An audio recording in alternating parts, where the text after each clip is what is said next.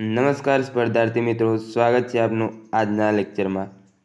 તો આજથી આપણે જે વ્યાકરણ વિહારની સિરીઝ છે તે શરૂ કરવા જઈ રહ્યા છીએ, જેમાં શબ્દ ભંડોળનું સૌપ્રથમ આપણે સમાવેશ કરેલ છે અને ત્યારબાદ એવું લાગશે તો અન્ય મુદ્દાઓ પણ લઈશું। શબ્દ ભંડોળમાં કહેવતો, રૂઢિપ્રયોગ, શબ્દ સમૂહ, તળપદા શબ્દો, અપરિચિત શબ્દો, સમાનાર્થી, વિરુદ્ધાર્થી એવું બધું જ આવી જશે। તો સૌપ્રથમ એમાં આપણે કહેવત લીધેલ છે, કારણ કે કહેવતો ઓછી હોય છે મોટા ભાગે ને વહેલા પતી જાય એવી હોય છે, તેથી કહેવતો પહેલાં લીધેલ છે। ને બીજી વાત કે વ્યાકરણ વિહાર પુસ્તક એક શ્રેષ્ઠમાંનું શ્રેષ્ઠ કહેવાય એવું પુસ્તક છે, તો જેની પાસે ના હોય તે લોકોએ પણ શક્ય બને તો આને વસાવી લેવું જોઈએ। તો વધુ સમય નહીં બગાડી અને શરૂ કરી આજના લેક્ચર। કહેવતો તો તેના વિશે થોડીક અહીંયા શરૂઆતમાં સમજણ આપેલ છે કે કહેવત એટલે શું। તો કહેવત એટલે લોકજીવનના અનુભવમાંથી ઘટાયેલી સૂત્રાત્મક લોકોક્તિ। કહેવત શબ્દના કોષગત અર્થ જોઈએ આપણે તો લોકોક્તિ, ઉદાહરણ થાય અથવા સમસ્યા, કહેવરામણ થાય, દ્રષ્ટાંત થાય અને કોયડો એના સામાન્ય અર્થ કોષગત થતા હોય છે। ત્યારબાદ આગળ જોઈએ કે કહેવત વિશે આટલું જાણો। કહેવતો સમાજ જીવનમાં રોજબરોજ ઘટતી ઘટના પ્રસંગોને સચોટ રીતે વ્યક્ત કરે છે। નર્મદાના મત પ્રમાણે કહેવત એટલે નર્મદના મત પ્રમાણે કહેવત એટલે પરંપરાથી લોકોમાં કહેવાતું આવેલું બોધરૂપ દ્રષ્ટાંતરૂપ વાક્ય। વિદ્વાનો, ડાહ્યા માણસો, અનુભવી માણસો જે વચન કહી ગયા છે તે કહેવત। કહેવતો કોણે લખી, કોણ બોલ્યું તેની જાણ નથી હોતી। ત્યારબાદ આગળ જોઈએ કે પ્રજાના અનુભવોના નિચોડ કહેવતમાં દેખાય છે। કહેવતના સ્વરૂપ બંધારણની મુખ્ય 4 લાક્ષણિકતાઓ નીચે પ્રમાણે તારવી શકાય। પ્રથમ છે તેમાં ઓછામાં ઓછા શબ્દોમાં વધુમાં વધુ કહેવાની કળા કહેવતમાં હોય છે।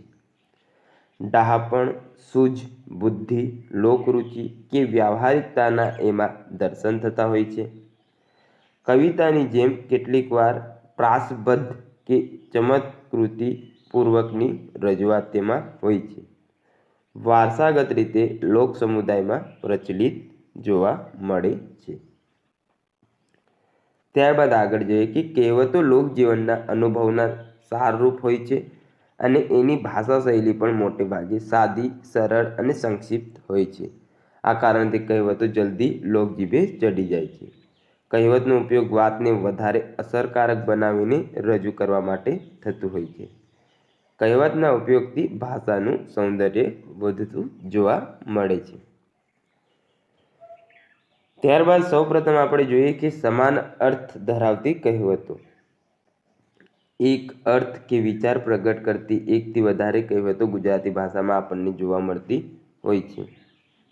તો તેનો આપણે વિગતવાર અભ્યાસ કરીએ। પ્રથમ છે અન્ન તેવો ઓડકાર, એટલે કરો તેવું પામો, વાવે તેવું લણે અથવા કરણી તેવી ભરણી, આ તેની સમાનાર્થી કહેવત છે। લડે સિપાઈ ને જસ જમાદારને, એટલે રાંધે કોક ને જમે લોક એમ પણ કહી શકાય। કમાય ટોપીવાળા ને ઉડાવે ધોતીવાળા આમ પણ કહી શકાય। ખોદે ઉંદર ને ભોગવે ભોરિંગ, વાવે કલજી ને લણે લવજી, જમવામાં જગલો ને કૂટવામાં ભગલો આ પણ એની સમાનાર્થી છે। કીડી સાચે ને તેતર ખાય આ પણ એની સમાનાર્થી કહેવત છે। ત્યારબાદ આગળ જોઈએ અધૂરો ઘડો વધારે છલકાય, તો એની સમાનાર્થી છે ઢમ ઢોલ માહે પોલ, ખાલી ચણો વાગે ઘણું એમ પણ આપણે કહી શકીએ। રાંડ્યા પછીનું ડાહપણ શું કામનું, તો એમાં આપણે કહી શકીએ કે પાણી પીને ઘર શું પૂછવું। આપણે ઘણીવાર કહીએ ને કે પાણી પી લીધું પછી શું ઘર પૂછવું, એટલે અવસર ચૂક્યો એ પછી કંઈ કામનો નહીં, એવું એનો અર્થ થતું હોય છે। વરની માં વરને વખાણે, એટલે મારા છગન મગન સોનાના આમ પણ હોય ને બીજી છે પોતાની માને ઢાંકણ કોણ કહે, આમ પણ એની સમાનાર્થી કહેવત આપણને જોવા મળે છે. આપણી રૂઢીને બીજાની બાપડી, આમ પણ હોય છે. પાડોશી પિત્તરના ને ગામના ગારાના, એટલે પોતાના પાડોશીને વખાણવાના ને ગામના લોકોને નિંદા કરવી એવું થતું હોય છે.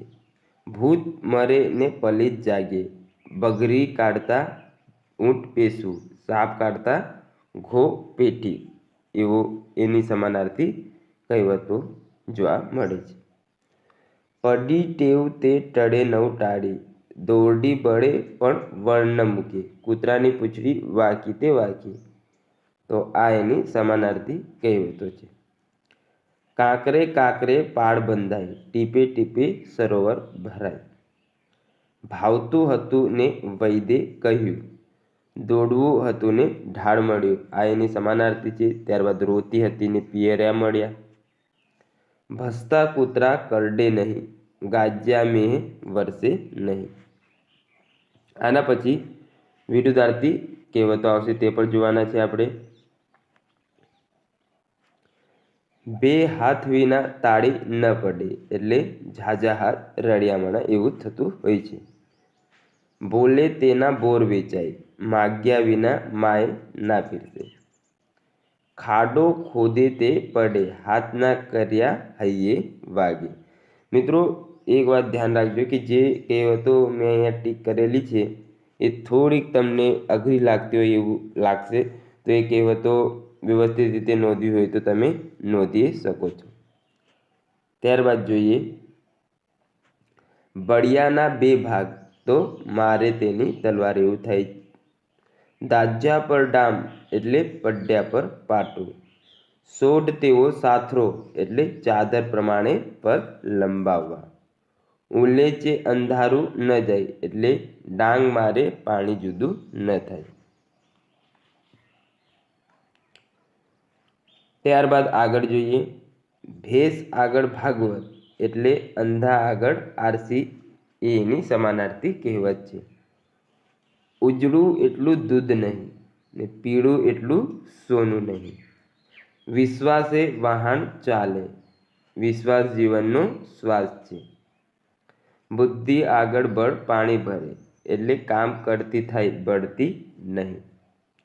પારકી આશા સદા નિરાશા, તો એની સમાનાર્થી કહેવત છે જાત મહેનત જિંદાબાદ.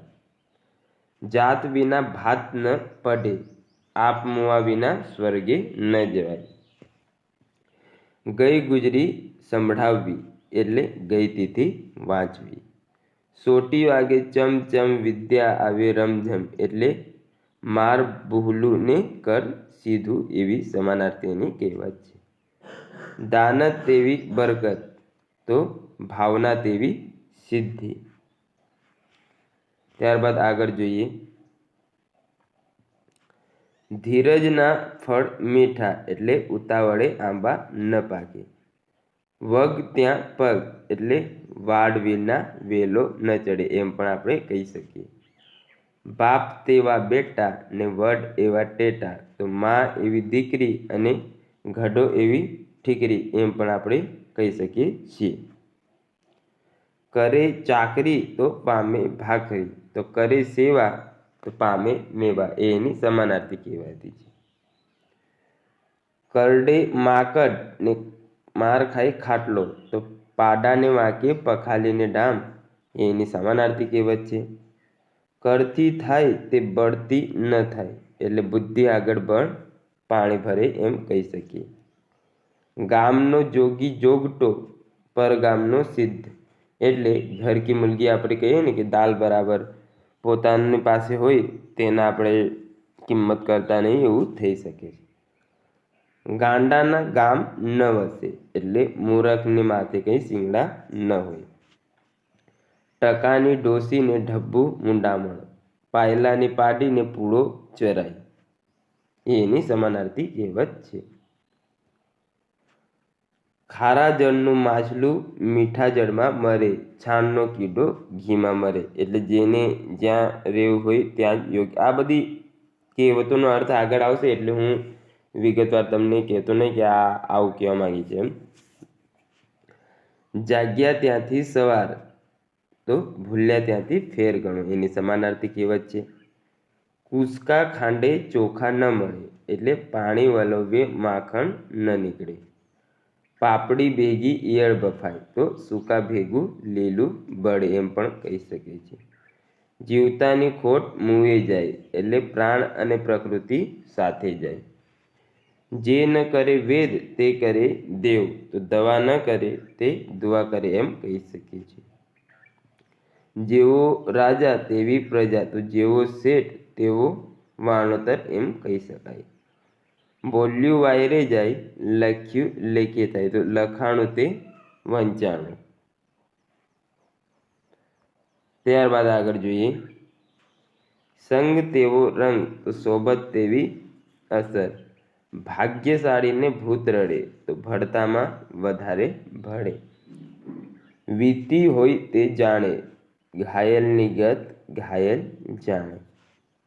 ધોબીનો કૂતરો નહીં ઘરનો કે નહીં ઘાટનો, તો બે ઘરનો પરોણો ભૂખે મરે, એની સમાનાર્થી કહેવત છે. રામ રાખે તેને કોણ ચાખે, તો અલ્લાહ યાર તો બેડા પાર.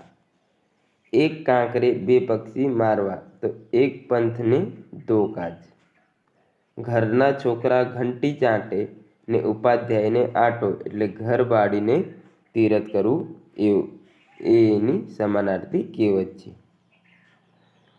નામ મોટા ને દર્શન ખોટા, તો મોટા એટલા ખોટા, એની સમાનાર્થી કહેવત છે. રૂપે રૂડા ને કર્મે કુડા, તો રૂપે રૂડી ને કર્મે ભૂંડી, એની સમાનાર્થી કહેવત છે. જીવતો નર ભદ્રા પામે, તો શેર સલામત તો પગડ્યા બહુ, એવું પણ આપણે કહી શકીએ છીએ. હસે તેનું ઘર વસે, હસ્યા તેના વસ્યા ને રોયા તેણે ખોયા, એની સમાનાર્થી કહેવત છે. 100 દહાડા સાસુના, તો એક દહાડો વહુનો. 100 સુનારનો, તો એક લુહારનો. સબસે બડી ચૂપ, તો ન બોલ્યામાં 9 ગુણ, એમ પણ સમાનાર્થી કહેવતમાં કહી શકીએ આપણે. સહીની સાંજ અને મોચીનું વહાણું, અગસ્ત્યના વાયદા. વખત તેવા વાજા, તો વખતના ગીત વખતે ગવાય. લોભે લક્ષણ જાય, અતિ લોભ તે પાપનું મૂળ. ત્યારબાદ આગળ જોઈએ. લીલા વનના સુડા ઘણા, તો મધ હોય ત્યાં માખી ભમે. ઊંઘ ન જોએ સાથરો અને ભૂખ ન જોએ ભાખરો, એટલે કાળના કોદરાય ભાવે. મર કહેવાથી કોઈ મરતું નથી, એટલે બિલાડીના કહેવાથી સિંકા ન તૂટે. મફત કા ચંદન ઘસબે લાલજી, તો મફતમાં મરી કોને તીખા લાગે, એવો એનો અર્થ અથવા સમાનાર્થી કહેવત કહેવાતી હોય છે. બાંધે પોટલે વેપાર થાય નહીં, તો બોલે તેના બોર વેચાય, તેની સમાનાર્થી કહેવત છે. પ્રભુ પાધરા તો વેરી આંધળા, રામ રાખે તેને કોણ ચાખે, એમ કહી શકીએ છીએ. ત્યારબાદ આગળ મિત્રો વિરુદ્ધાર્થી કહેવતો છે, તેનો આપણે અભ્યાસ કરવાના છે. તો તેમાં જોઈએ. પંચ બોલે તે પરમેશ્વર, એટલે પંચ સૌથી મોટો હોય એવી વાત કરેલ છે. તો અહીં એની વિરુદ્ધાર્થી કહેવત છે કે ગામને મોઢે ગરણું ન બંધાય. ગામનું કામ છે બોલવાનું, તેમના મોઢે કંઈ આપણે બાંધી ના શકીએ, એવો અર્થ છે. ત્યારબાદ બાપ એવા બેટા ને વડ એવા ટેટા, તો જેવા બાપ હોય તેવા જ બેટા ને વડ હોય તેવા ટેટા હોય, એવી વાત અહીંયા છે. ને એની વિરુદ્ધમાં છે દીવા નીચે અંધારું, એટલે કે મા બાપ હોશિયાર હોય પણ સંતાન હોશિયાર ન હોય, એવી વાત કરેલ છે. ઘરડા વિના ગાંડા ન વળે, તો સાથે બુદ્ધિ નાઠે.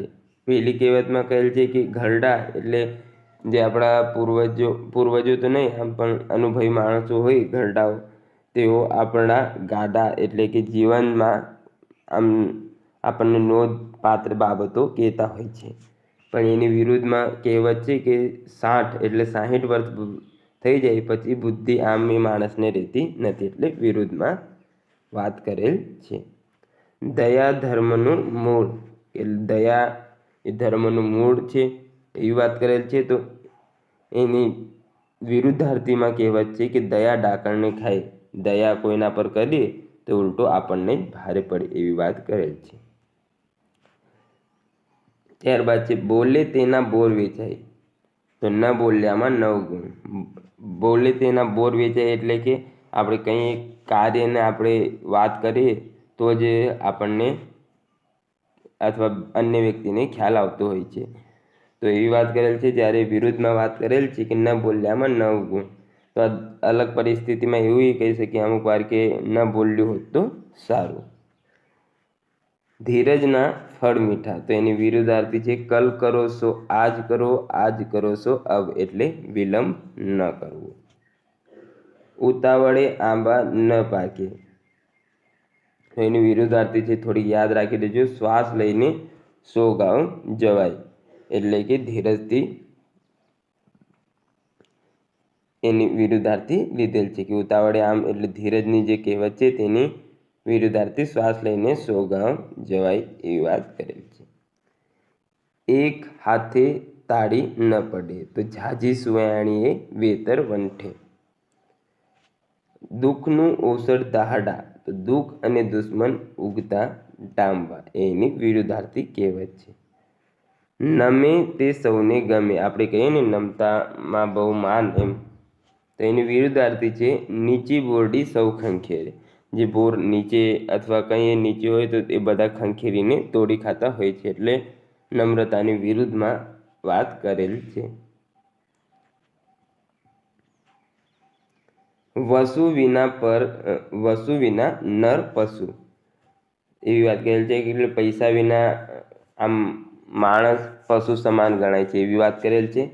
તો એની વિરુદ્ધમાં છે પૈસાને તો કૂતરાય સૂંઘતા નથી. વાડ વિના વેલો ન ચડે, તો આપ મુવા વિના સ્વર્ગે ન જવાય, એની વિરુદ્ધાર્થી કહેવત છે. માગ્યા કરતાં મરવું ભલું, તો માગ્યા વિના તો માં પણ ન પીરસે, એની વિરુદ્ધાર્થી કહેવત છે. વિશ્વાસે વહાણ ચાલે, તો વિશ્વાસ સગા બાપનોય નહીં. હોય શાન તો જગમાં માન, તો સત્તા આગળ શાન નકામી હોય છે, એની વિરુદ્ધાર્થી કહેવત છે. ટીપે ટીપે સરોવર ભરાય, તો ટીપે ટીપે સરોવર ખાલી પણ થઈ જાય. આશા અમર છે, તો એની વિરુદ્ધાર્થી કહેવત છે કે પારકી આશા સદા નિરાશા. કડવું ઓસડ માજ પાય, તો પારકી માજ કાન વીંધે. પારકે ભાણે મોટા લાડુ, એટલે કે બીજાના આપણે જે ડીશ હોય છે એમાં આપણને વધારે મોટા લાડુ દેખાતા હોય છે, ને એની વિરુદ્ધાર્થી છે કે પારકી આશા સદા નિરાશ. ઝાઝી કીડીઓ સાપ તાણે, એટલે કે વધારે પડતી કીડી હોય તો સાપ એટલે સંપની વાત કરેલ છે. તો એની વિરુદ્ધમાં છે ઝાઝે ગુમડે ઝાઝી પીડા, તો આપણે વધારે પડતા ગુમડા એટલે ખસ આમ કંઈ પણ થઈ ગયું હોય, વાગ્યું હોય તો વધારે પીડા થતી હોય છે. ચેતતા નર સદા સુખી, તો બહુ ડાયા બહુ કરડાઈ. જર ચાહીએ સો કર, તો ધાર્યું ધણીનું થાય, એનું વિરુદ્ધાર્થી છે. ખૂનનો બદલો ફાંસી, તો બદલો લેવું તે ઈશ્વરનું કામ છે એવી વાત કરેલ છે એની વિરુદ્ધમાં. ખાધું ખભે આવે, તો ભૂખ્યું એને કાંઈ ન દુખ્યું. ત્યારબાદ જોઈએ તો ઓળખાણ મોટી ખાણ, તો ઓળખીતો સિપાઈ હેડમાં પૂરે, એની વિરુદ્ધાર્થી. જો ઓળખાણ હોય તો આપણે કઈએ કામ કરાવી શકીએ એવી વાત કરેલ છે, ને બીજીમાં કહેલ છે કે ઓળખીતો સિપાઈ હોય તો આપણને જેલમાં પૂરતો હોય છે એવી વાત કરેલ છે. અણી ચોક્યો 100 વર્ષ જીવે, દોરી સાહેબના હાથમાં છે, એટલે અણી ચોક્યો એટલે ક્યાંકથી બચેલો બહુ લાંબુ જીવન જીવતો હોય છે એવી વાત કરેલ છે. તો બીજી કહેવતમાં કહેલ છે કે જીવન અને મૃત્યુ એ તો ઉપરવાળાના હાથમાં છે. અકર્મણ્યનો પઢિયો કાણો, જે અકર્મી હોય છે એનો પઢિયો કાણો એટલે કે આપણે પઢિયું એટલે પેલો આપણે દાળ નાખીએ જમતા હોય ત્યારે જે બનાવે તે ખાખરામાં તેની વાત કરે છે. તો પઢિયો કાણો એટલે કે એમાં કાણો પડી જાય તો બધી દાળ નીકળી જાય એવી વાત કરેલ છે. ને ભાગ્યશાળીને ભૂત રડે, તો ભાગ્યશાળી હોય તેની આગળ ભૂત પણ રડતા હોય છે તેની વિરુદ્ધમાં વાત કરેલ છે. હોય શાંત તો જગમાં માન, આપણે શાંતિ રહેતા હોઈએ તો જગમાં માન હોય છે એવી વાત કરેલ છે. તો સત્તા આગળ શાન નકામી, સત્તા એટલે કે આપણી બાજુ કંઈ તાકાત ના હોય તેની આગળ શાન કંઈ કરી શકતી નથી એવી વિરુદ્ધમાં વાત કરી. રાખે શરમ એનું ફૂટે કરમ, જે શરમ રાખે તેના કરમ ફૂટે એવી વાત કરેલ છે. તો વિરુદ્ધમાં છે જેણે મૂકી લાજ એનું નાનું સરખું રાજ, જે લાજ મૂકી દે છે તેની જગમાં કોઈ પૂછતું નથી એવી વાત કરેલ છે. બુદ્ધિ આગળ બળ પાણી ભરે, બુદ્ધિ હોય તો ગમે તેવું કામ કરાવી શકે એવી વાત કરેલ છે. બળિયાના બે ભાગ મારે તેની તલવાર, તો એની વિરુદ્ધમાં આ કહેવત છે. ઝાઝા હાથ રળિયામણા, તો સંપની વાત કરેલ છે અહીં. તો ઝાઝા મળ્યા ને ખાવામાંથી ટળ્યા, ઝાઝા ગુમડે ઝાઝી વેદના, તો આ એની વિરુદ્ધાર્થી કહેવત છે. ફરે તે ચરે બાંધ્યું ભૂકે મરે, તો દેશ ફરો એટલે કે અહીંયા વાત કરેલ છે કે જે ફરતું હોય તે ચરે, અને જે બાંધેલો વ્યક્તિ હોય અથવા જે બાંધેલો ઢોર હોય તે ભૂક્યું જ મરતો હોય છે. તો એની વિરુદ્ધમાંથી દેશ ફરો પરદેશ ફરો ભાગ્ય વિનાનો કૂદકો ભરો એવી વાત કરેલ છે. તો મિત્રો આપણે અહીંયા લગભગ સમાનાર્થી વિરુદ્ધાર્થી બંને પ્રકારની કહેવતો પૂર્ણ થઈ ગઈ છે. હવેની જે કહેવતો આવશે તે આપણી મહત્ત્વની કહેવતો આવશે ને તેનો અર્થ બતાવવામાં આવશે. તો આજનો લેક્ચર અહીંયા જ પૂરતો રાખીએ. કાલથી પછી આપણે આ કહેવતોની શરૂઆત કરીશું. ને આશા છે આજનો આ પ્રથમ લેક્ચર આપને ગમ્યું હશે. કેવું લાગ્યું તે કમેન્ટ માધ્યમથી અવશ્ય જણાવજો. મળીએ નવા લેક્ચરમાં, ત્યાં સુધી જોડાયેલા રહો.